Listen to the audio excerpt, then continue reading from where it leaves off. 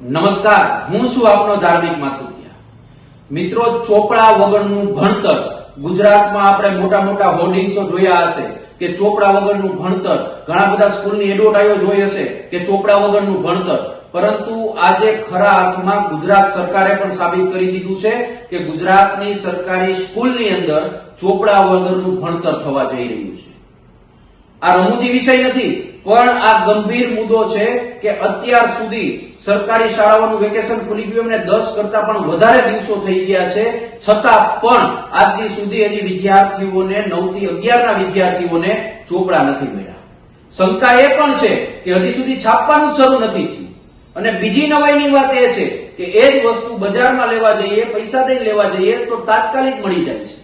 એટલે આમાં સાબિત એવું થાય છે કે સરકારની ચોપડા આપવાની નીતિ જ નથી, સરકાર પાસે કોઈ વ્યવસ્થા જ નથી, સરકાર પાસે કોઈ આયોજન જ નથી.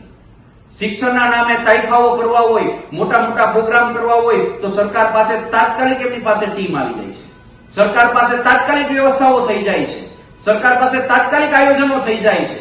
પરંતુ આવડું લાંબુ વેકેશન ગયું, વેકેશનમાં પણ આ લોકો ચોપડા કઈ રીતે પહોંચાડવા એમની વ્યવસ્થા ના કરી શક્યા, ચોપડા ક્યારે છાપવા, ક્યારે વિતરણ કરવું એમની વિચારણા ના કરી શક્યા. અને આજે વેકેશન ખુલ્યાના પણ 10 દિવસ કરતા વધારે સમય ગયો, છતાં પણ આ લોકો હજી ચોપડા નથી પહોંચાડી શક્યા. ગુજરાતના ગરીબ બાળકો સાથે, ગુજરાતના સરકારી સ્કૂલમાં ભણતા બાળકો સાથે આ ભવિષ્યના ચેડા થઈ રહ્યા છે. મારી સરકારને, શિક્ષણ મંત્રી અને જરૂરી તમામ તંત્રને મારી વિનંતી છે કે બાળકોનું ભવિષ્ય બગાડો, બાળકોનું ભવિષ્ય તમારે લીધે જોખમાય છે. તાત્કાલિક ધોરણે ચોપડા પૂરા પાડો, પુસ્તકો પૂરા પાડો. જે ચોપડા બજારમાં મળે છે એ જ ચોપડા વિદ્યાર્થીઓને તાત્કાલિક સહાય કરો, એવી મારી નમ્ર અપીલ છે.